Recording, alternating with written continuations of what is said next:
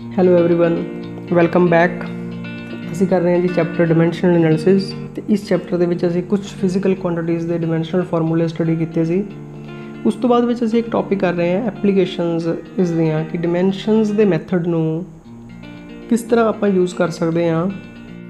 First ਅਸੀਂ ਕੀਤਾ checking ਦਾ ਕਰੈਕਟਨੈਸ ਆਫ ਗਿਵਨ ਫਾਰਮੂਲਾ ਕਿ ਗਿਵਨ ਫਾਰਮੂਲਾ ਕਰੈਕਟ ਹੈ ਜਾਂ ਇਨਕਰੈਕਟ ਹੈ। ਫਿਰ ਅਸੀਂ ਪ੍ਰਿੰਸੀਪਲ ਆਫ ਹੋਮੋਜੀਨਿਟੀ ਨੂੰ ਯੂਜ਼ ਕਰਕੇ ਕੁਛ ਫਿਜ਼ੀਕਲ ਕੁਆਂਟੀਟੀਜ਼ ਦੇ ਡਿਮੈਂਸ਼ਨਲ ਫਾਰਮੂਲੇ ਫਾਈਂਡ ਵੀ ਕੀਤੇ ਕਿ ਐਕਸਪ੍ਰੈਸ਼ਨ ਦੇ ਵਿੱਚ ਕਿਸੇ ਦੇ ਡਿਮੈਂਸ਼ਨਲ ਫਾਰਮੂਲੇ ਨਹੀਂ ਗਿਵਨ ਤਾਂ ਅਸੀਂ ਫਾਈਂਡ ਕਰ ਸਕਦੇ ਹਾਂ। ਠੀਕ ਹੈ, ਅੱਜ ਅਸੀਂ ਇੱਕ ਹੋਰ ਮੈਥਡ ਕਰ ਰਹੇ ਹਾਂ ਜੀ ਇਸ ਦੀ ਐਪਲੀਕੇਸ਼ਨ ਡੈਰੀਵੇਸ਼ਨ ਆਫ ਫਾਰਮੂਲਾ ਕਿ ਕਿਸੇ ਫਾਰਮੂਲੇ ਨੂੰ ਡਰਾਈਵ ਕਰ ਸਕਦੇ ਹਾਂ। ਜੇ ਤੁਹਾਨੂੰ ਪਤਾ ਹੈ ਕਿ ਕੋਈ ਫਿਜ਼ੀਕਲ ਕੁਆਂਟੀਟੀ ਕਿਹੜੀਆਂ ਹੋਰ ਫਿਜ਼ੀਕਲ ਕੁਆਂਟੀਟੀਜ਼ 'ਤੇ ਡਿਪੈਂਡ ਕਰ ਰਹੀ ਹੈ। ਠੀਕ ਹੈ, ਤਾਂ ਐਗਜ਼ਾਮਪਲ ਨਾਲ ਗੱਲ ਜ਼ਿਆਦਾ ਵਧੀਆ ਸਮਝ ਲੱਗੇਗੀ। ਤਾਂ ਮੈਂ ਇੱਕ ਐਗਜ਼ਾਮਪਲ ਨਾਲ ਤੁਹਾਨੂੰ ਸਮਝਾਉਣਾ ਜੀ, ਐਕਸਪਲੇਨ ਕਰਦਾ।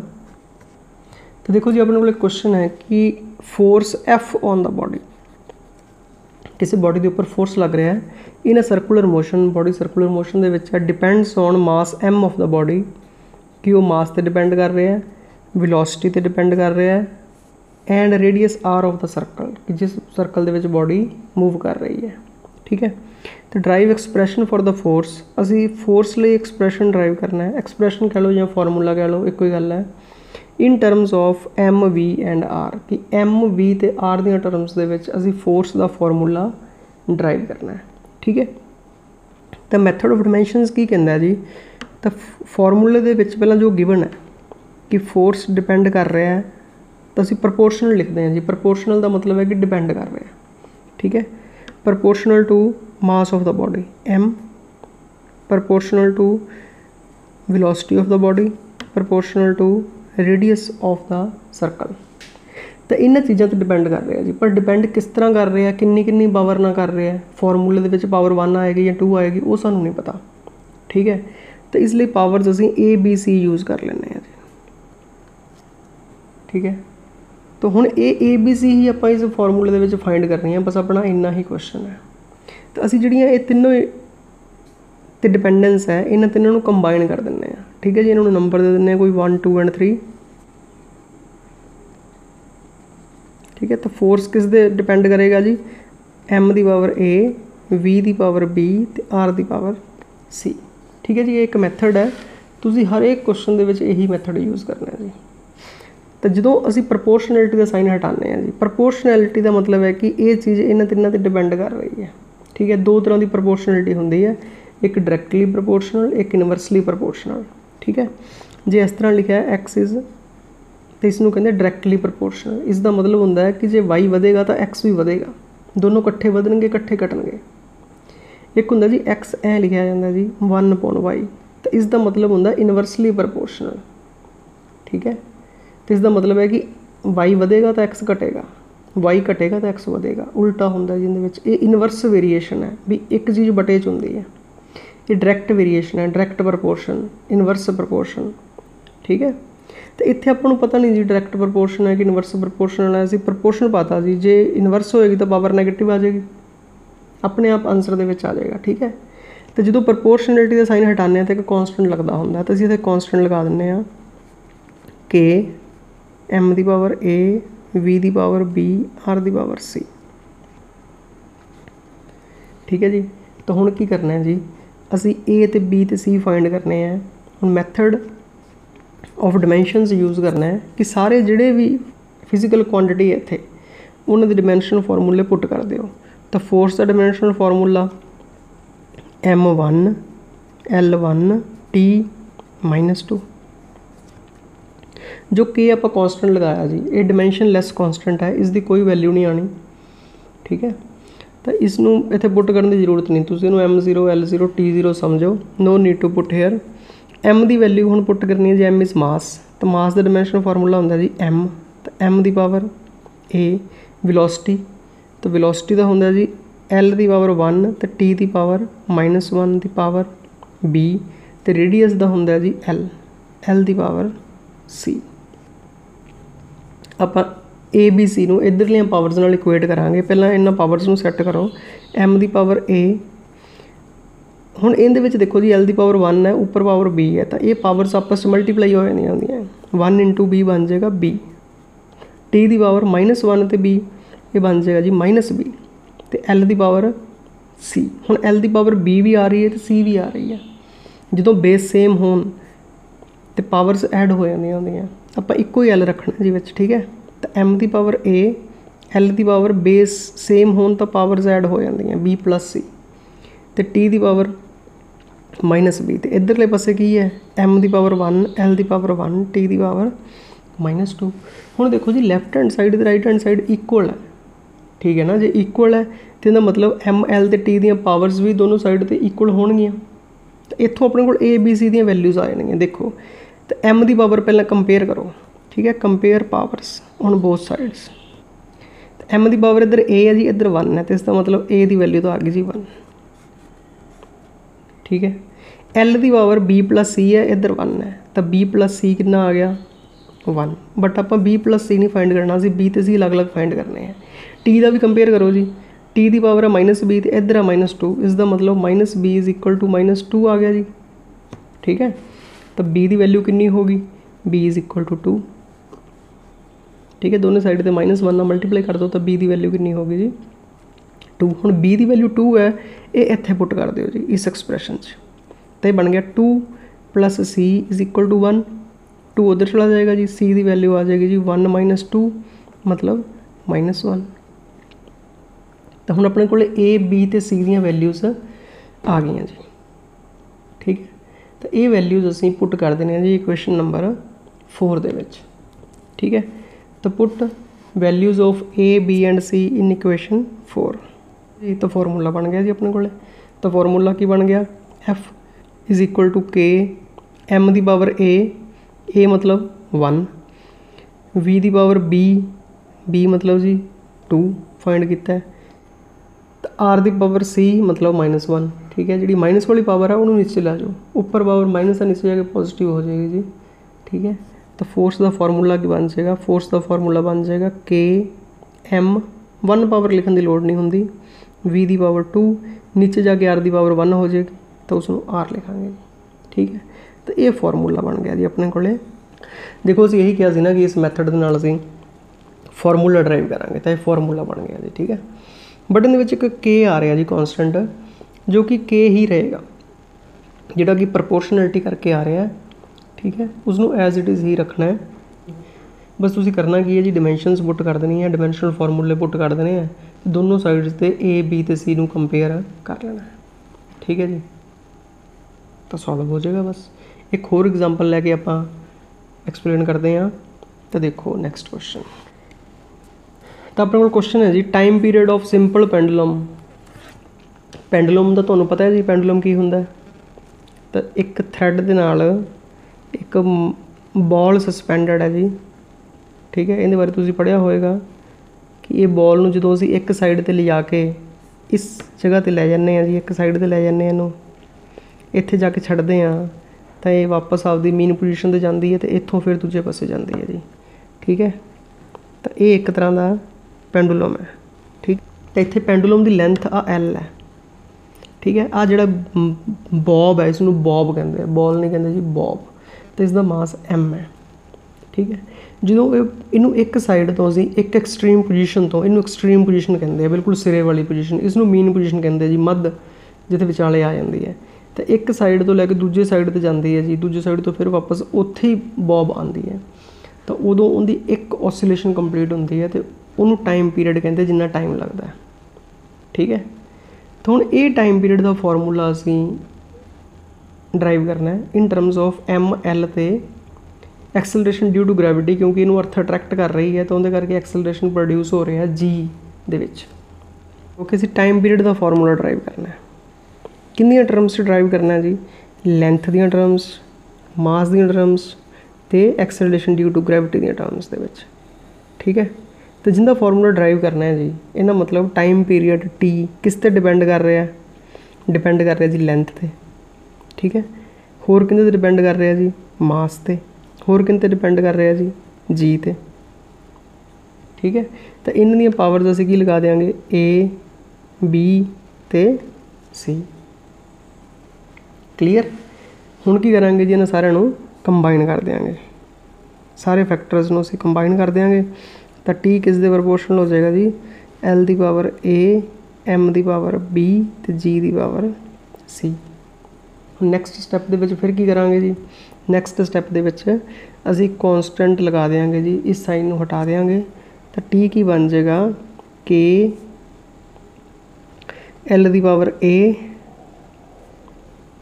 एम की पावर बी जी की पावर सी तो इस नंबर 1 दे दिओ जी।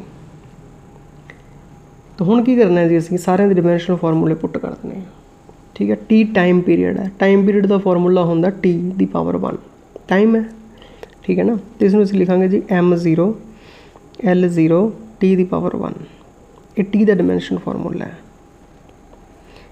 के का कोई डिमेंशनल फार्मूला नहीं पुट करना जी तुहानूं दस्सिया सी कि के डिमेंशन लैस कॉन्सटेंट है तो इसलिए M0 L0 T0 है।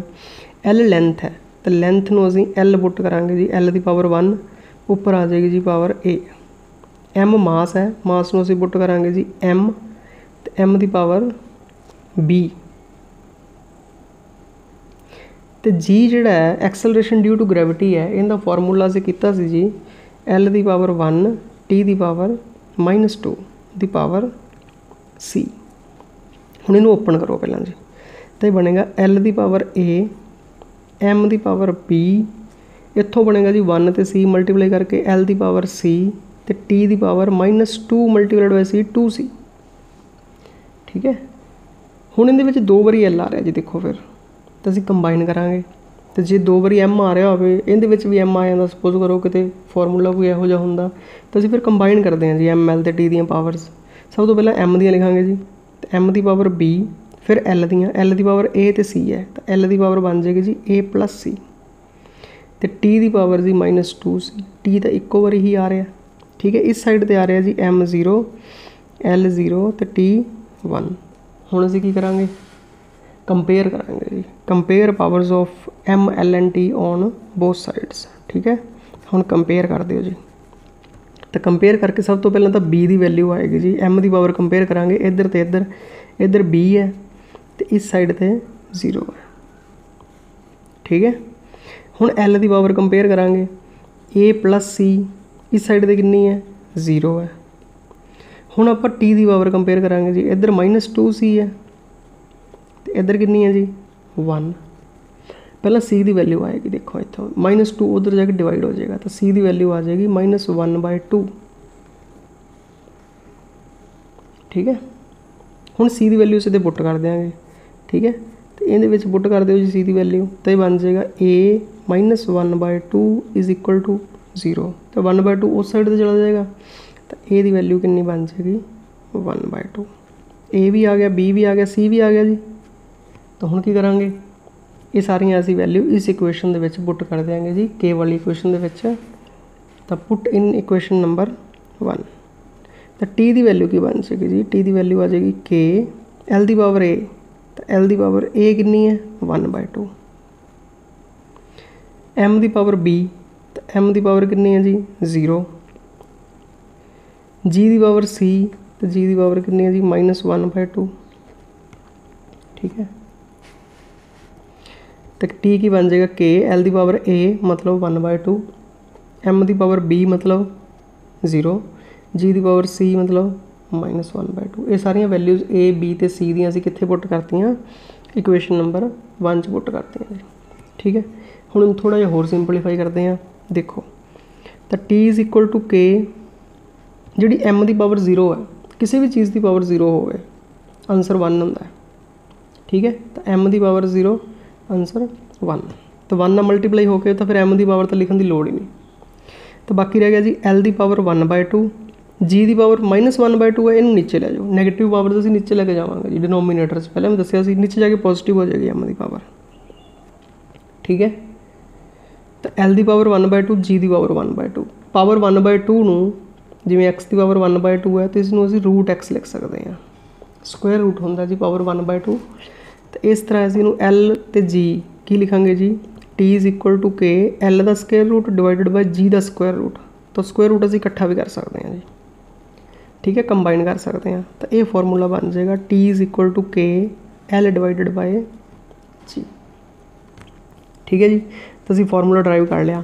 ਹੁਣ ਇੱਥੇ ਇੱਕ ਕੁਐਸਚਨ ਆਉਂਦਾ ਹੈ ਜੀ m ਦਾ ਵਿੱਚ ਆਇਆ ਹੀ ਨਹੀਂ ਕਿ m ਦੀ ਗੱਲ ਕਰ ਰਹੇ ਸੀ ਅਸੀਂ ਬਟ m ਦੀ ਪਾਵਰ 0 ਆ ਗਈ। ठीक है ना, जे m नहीं आ रहा इसका मतलब है कि टाइम पीरियड मास पर डिपेंड नहीं कर रहा, कि टाइम पीरियड मास तो इंडिपेंडेंट है। ठीक है ना, तो कोई जरूरी नहीं कि 3 चीज़ों पर डिपेंड करना चाहिए फॉर्मूला कोई। ठीक है ना, टाइम पीरियड मास पर डिपेंड नहीं कर रहा, इस करके m की पावर 0 आ गई। देखो एक चीज़ होर कि क्वेश्चन के भी देखो मे वर्ड यूज़ किया गया सी कि मे डिपेंड अपॉन। ठीक है ना, तो time period of simple pendulum may depend upon कि डिपेंड कर सकता है। ठीक है ना, तो कुछ सीगा कि डाउट टाइप कि लेंथ L मास M, तो मास तो डिपेंड नहीं करता। देखो जो मास तो डिपेंड नहीं करता तो एंड के रिजल्ट के अपने आप ही मास एबसेंट हो गया। तो इस तो सानू एक होर चीज़ क्लीयर होंदी है कि सिंपल पेंडुलम का जो टाइम पीरियड है वो मास तो इंडिपेंडेंट होंदा है। ठीक है, फिर इहदे विच की आ रहा है कि ਇਹਦੀ वैल्यू ਅਸੀਂ नहीं फाइंड कर सकते। एक्चुअल ਦੇ ਵਿੱਚ जो सिंपल पेंडुलम का टाइम पीरियड है उनका फॉर्मूला होंदा T = 2πL / G, कि ਇਹਦੀ वैल्यू 2π होंदी है। ठीक है, बट ये इस मैथड की लिमिटेशन है। अगे जाके एक टॉपिक आएगा कि what are the limitations of dimensional analysis, तो उहदे विच एक ये लिमिटेशन आएगी असीं K की वैल्यू फाइंड नहीं कर सकते। हरेक फॉर्मूले दे विच K ही आएगा। ठीक है ना, तो K की वैल्यू कुछ भी हो सकती है किसी फॉर्मूले दे विच, जिवें इहदे विच 2π है तो लास्ट वाले फॉर्मूले दे विच K की वैल्यू 1 आनी सी। ठीक है, चलो ये आप लिखनी नहीं होंदी जी, तुसीं नहीं लिखनी होंदी, तुसीं सिर्फ इत्थों तक ही ड्राइव करके आना है। तुहाडा काम है कि तुसीं K दी टर्म्स दे विच ही फॉर्मूला ड्राइव कर देना है। एक होर एप्लीकेशन है जी, इस दी last application 4th conversion of units. कि असीं यूनिट्स नूं कन्वर्ट कर सकते हैं एक सिस्टम तो दूसरे सिस्टम दे विच या कुछ मॉडिफाइड सिस्टम्स दे विच। देखो यूनिट्स नूं असीं वैसे भी कन्वर्ट कर सकते हैं। चलो आप पहले एक वैसे एग्जाम्पल लेने हैं कि यूनिट दी कन्वर्शन का मतलब की है। ठीक है, फिर असीं मैथड ऑफ डिमेंशनस नाल भी देखांगे कि किस तरह ड्राइव करते हैं। कि क्वेश्चन है कि कन्वर्ट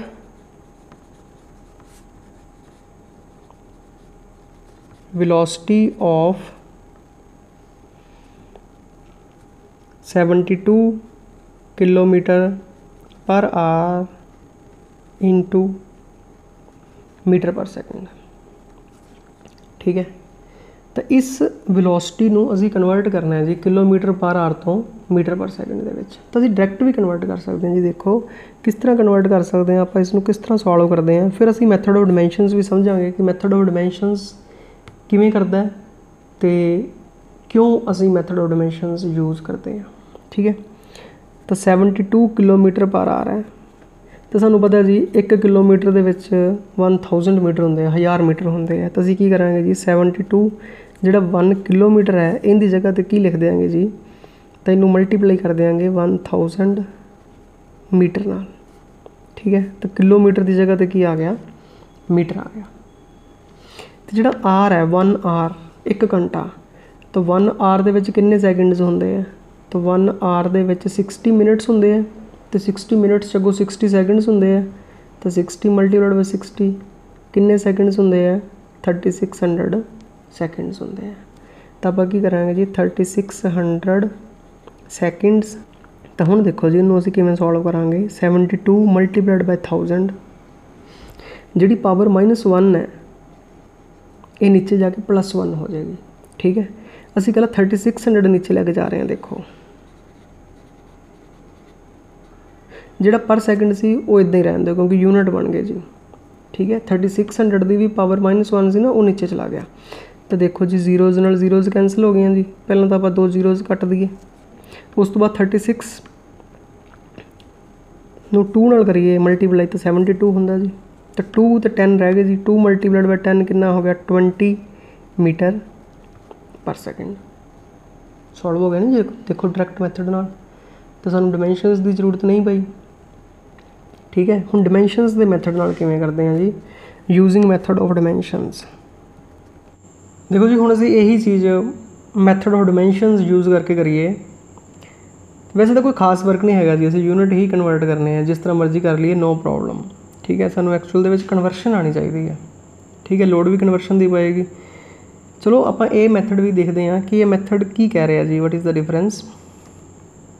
सपोज करो जी क्वांटिटी है फोर्स। ठीक है, फोर्स का तुहानूं डिमेंशनल फार्मूला पता है, फोर्स का डिमेंशनल फार्मूला है m1L1T -2। ये फोर्स का डिमेंशनल फार्मूला है जी, ठीक है। हुण फोर्स सानूं SI यूनिट्स दे विच गिवन है, तो SI यूनिट्स की है फोर्स दे,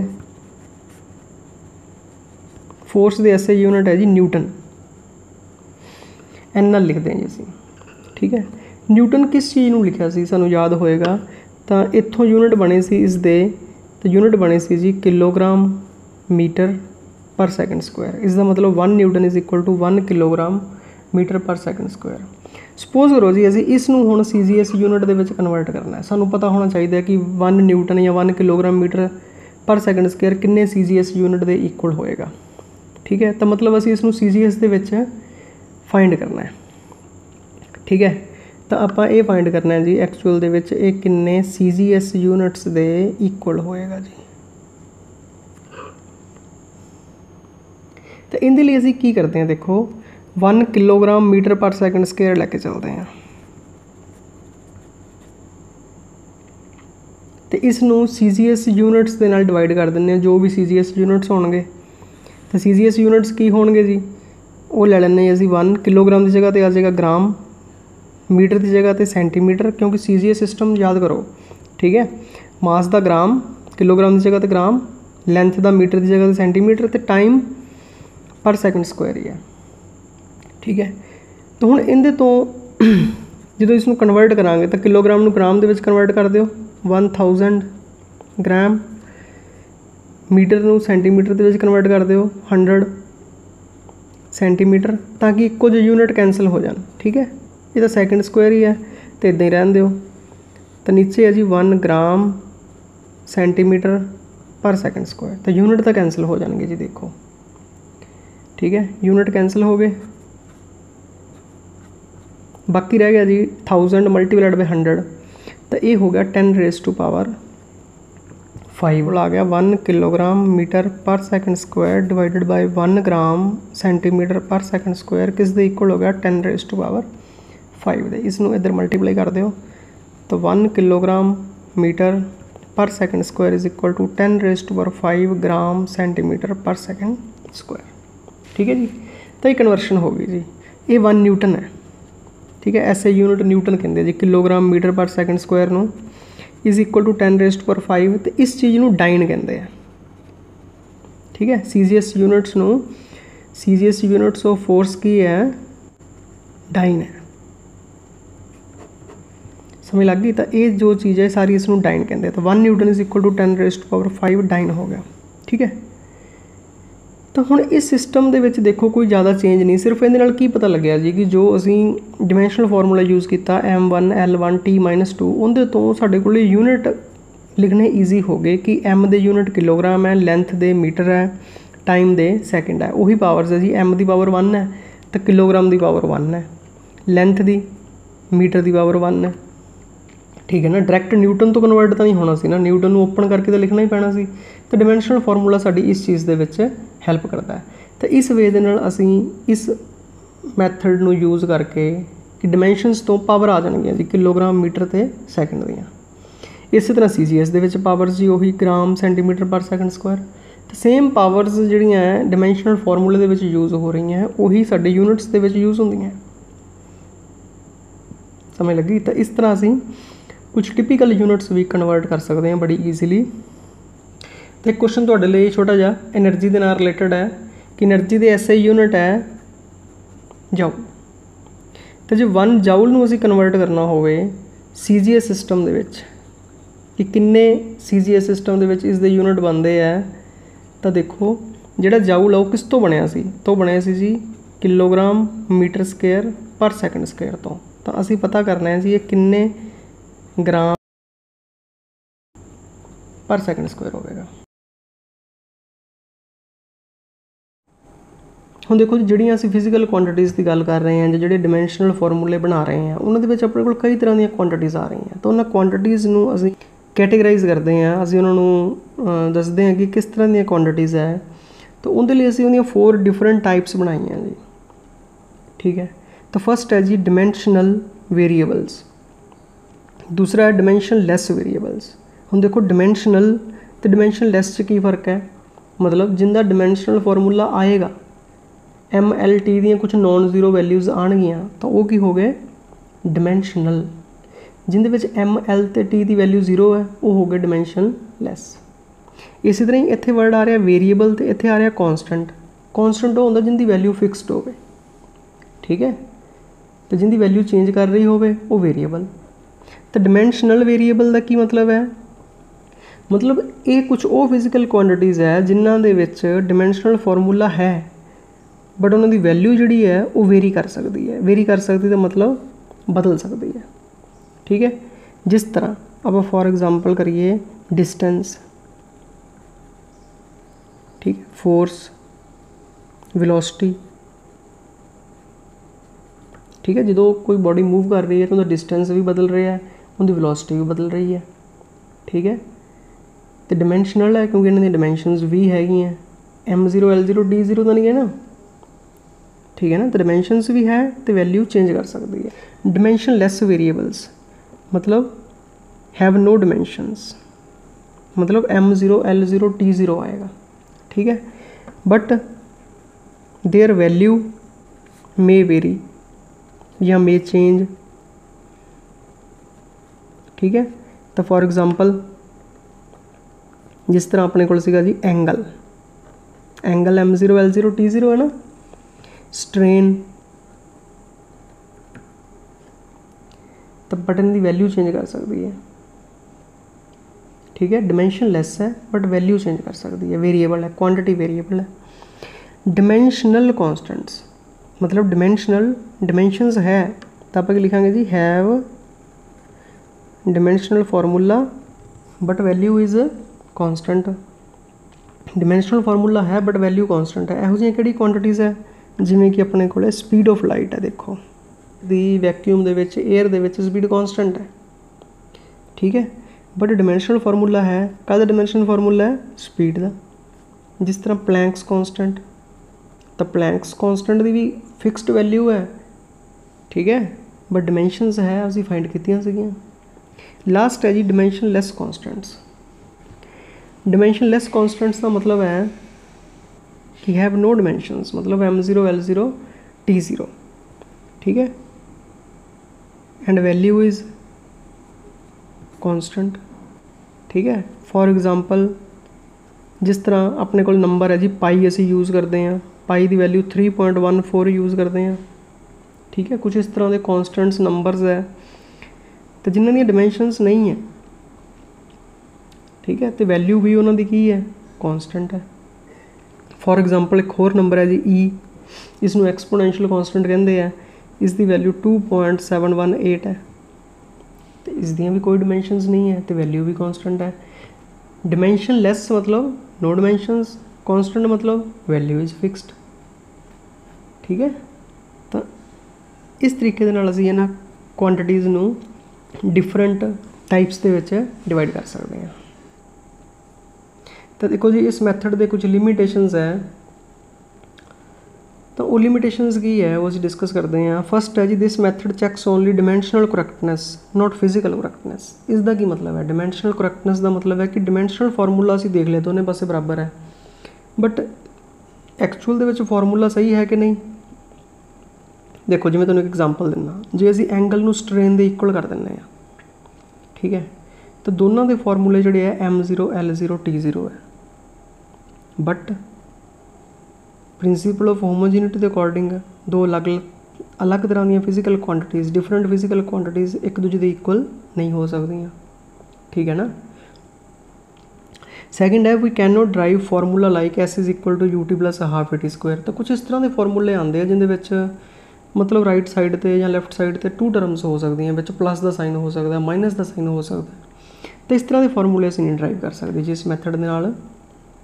तीसरा है जी we can not find the value of constant के। हाँ एक कहते कॉन्स्टेंट के आता है, तुसीं कोई भी फॉर्मूला ड्राइव करो उहदे के की वैल्यू आएगी। जे जिवें असीं टाइम पीरियड ड्राइव किया पेंडुलम का, तो T इज़ इक्वल टू के L डिवाइडेड बाई G का स्क्वायर रूट आ गया, बट एक्चुअल दे विच उत्थे 2 पाई आता है, मैं तुहानूं दस्सिया सी ना। तो असीं के की वैल्यू नहीं फाइंड कर सकते जी, इस मैथड की बड़ी वड्डी लिमिटेशन है, ठीक है। तो ਜਾਂ ਅਸੀਂ ਐਂ ਕਹਿ ਲਓ ਕਿ ਅਸੀਂ ਐਗਜ਼ੈਕਟ ਫਾਰਮੂਲਾ ਡਰਾਈਵ ਨਹੀਂ ਕਰ ਸਕਦੇ ਵੀ ਐਗਜ਼ੈਕਟ ਫਾਰਮੂਲਾ ਕੀ ਹੈ, ਅਸੀਂ ਸਿਰਫ ਇਹ ਦੱਸ ਸਕਦੇ ਹਾਂ ਕਿ ਕਿਹੜੀਆਂ ਫਿਜ਼ੀਕਲ ਕੁਆਂਟੀਟੀਜ਼ 'ਤੇ ਡਿਪੈਂਡ ਕਰਦਾ, ਠੀਕ ਹੈ। We can not know the quantity scalar ਔਰ ਵੈਕਟਰ। ਸਕੇਲਰ ਅਤੇ ਵੈਕਟਰ ਦਾ ਕੀ ਮਤਲਬ ਹੈ ਜੀ? ਸਕੇਲਰ ਉਹ ਹੁੰਦਾ ਕਿ ਜਿਹਦੇ ਵਿੱਚ ਡਾਇਰੈਕਸ਼ਨ ਨਹੀਂ ਹੁੰਦੀ, ਵੈਕਟਰ ਉਹ ਫਿਜ਼ੀਕਲ ਕੁਆਂਟੀਟੀਜ਼ ਹੁੰਦੀਆਂ ਜਿਹਦੇ ਵਿੱਚ ਡਾਇਰੈਕਸ਼ਨ ਵੀ ਹੁੰਦੀ ਹੈ।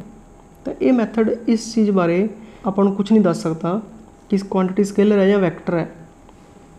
ਅਤੇ ਲਾਸਟ ਹੈ ਜੀ ਕਿ ਅਸੀਂ ਫਾਰਮੂਲਾ ਡਰਾਈਵ ਕਰਦੇ ਹਾਂ ਜਿਹਦੇ ਵਿੱਚ ਇੱਕ ਫਿਜ਼ੀਕਲ ਕੁਆਂਟੀਟੀ ਜਿਹੜੀ ਹੈ ਉਹ 3 ਫਿਜ਼ੀਕਲ ਕੁਆਂਟੀਟੀਜ਼ 'ਤੇ ਡਿਪੈਂਡ ਕਰਦੀ ਹੈ। ਬਟ ਜੇ ਕੋਈ quantity more than 3 physical quantities 'ਤੇ ਡਿਪੈਂਡ ਕਰਦੀ ਹੋਵੇ, 4 ਕੁਆਂਟੀਟੀਜ਼ 'ਤੇ ਡਿਪੈਂਡ ਕਰਦੀ ਹੋਵੇ, 5 'ਤੇ ਡਿਪੈਂਡ ਕਰਦੀ ਹੋਵੇ, ਤਾਂ ਫਿਰ ਇਸ ਮੈਥਡ ਦੇ ਨਾਲ ਅਸੀਂ ਉਹਦਾ ਫਾਰਮੂਲਾ ਡਰਾਈਵ ਨਹੀਂ ਕਰ ਸਕਦੇ, ਕਿਉਂਕਿ ਸਿਰਫ ਆਪਣੇ ਕੋਲ 3 ਕੁਆਂਟੀਟੀਜ਼ ਹੀ ਹੈ, ML ਅਤੇ T। ਉਹਨਾਂ ਦੀਆਂ ਪਾਵਰਸ ਅਸੀਂ ABC ਲਗਾ ਲਈਆਂ, ਠੀਕ ਹੈ। ਤਾਂ 4th ਕੁਆਂਟੀਟੀ ਆਏਗੀ, ਉਹਦਾ ਕੀ ਕਰਾਂਗੇ? ਤਾਂ ਇਹ ਮੈਥਡ ਜਿਹੜਾ ਹੈ ਫਿਰ ਹੋਰ ਬਹੁਤ ਟਿਪੀਕਲ ਹੋ ਜਾਂਦਾ ਹੈ, ਜਾਂ ਡਿਫੀਕਲਟ ਹੋ ਜਾਂਦਾ ਹੈ, ਜਾਂ ਯੂਜ਼ਲੈਸ ਹੋ ਜਾਂਦਾ ਹੈ, ਠੀਕ ਹੈ, ਜ਼ਿਆਦਾ ਕੁਆਂਟੀਟੀਜ਼ ਦੇ ਵਿੱਚ। ਅਤੇ ਕੁਛ ਲਿਮੀਟੇਸ਼ਨਸ ਹੈ ਜੀ ਡਾਇਮੈਂਸ਼ਨਲ ਐਨਾਲਿਸਿਸ ਦੀਆਂ। ਹਰ ਇੱਕ ਮੈਥਡ ਦੀਆਂ ਆਪਣੀ ਆਪਣੀ ਲਿਮੀਟੇਸ਼ਨਸ ਹੁੰਦੀਆਂ ਹੈ, ਤਾਂ ਜਿੱਥੋਂ ਤੱਕ ਯੂਜ਼ ਹੁੰਦਾ ਜੀ ਉਸਨੂੰ ਯੂਜ਼ ਕਰੋ, ਠੀਕ ਹੈ ਜੀ। ਨਹੀਂ ਤਾਂ ਕੁਛ ਹੋਰ ਮੈਥਡਸ ਅਸੀਂ ਯੂਜ਼ ਕਰਾਂਗੇ, ਠੀਕ ਹੈ। ਤਾਂ ਇਸ ਦੇ ਨਾਲ ਇਹ ਚੈਪਟਰ ਜਿਹੜਾ ਹੈ ਆਲਮੋਸਟ ਕੰਪਲੀਟ ਹੈ। ਤਾਂ ਕੁਛ ਕੁਐਸਚਨਸ ਹੋਣਗੇ ਜਿਨਦੀ ਕਿ ਮੈਂ ਅਸਾਈਨਮੈਂਟ ਤੁਹਾਨੂੰ ਸੈਂਡ ਕਰ ਦੂੰਗਾ। So all the best, have a nice day.